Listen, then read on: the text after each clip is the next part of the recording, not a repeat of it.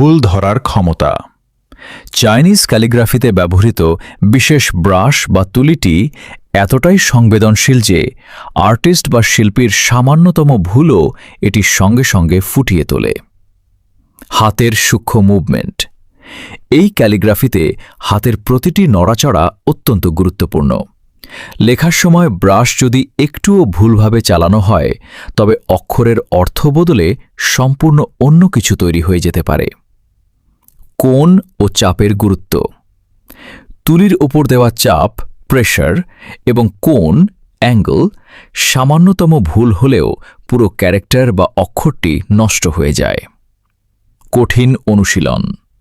Brush বা তুলির ওপর নিখুঁত নিয়ন্ত্রণ পাওয়ার জন্য এই শিল্পীরা শুরুতে মেঝেতে বা মাটিতে কেবল পানি দিয়ে নিয়মিত লেখার অনুশীলন করেন। এরপর মাসের পর মাস বা বছরের পর বছর এমন কঠিন সাধনা ও অনুশীলনের পরেই তারা আসল ব্রাশ ও কালি দিয়ে ক্যালিগ্রাফি করার যোগ্যতা অর্জন করেন।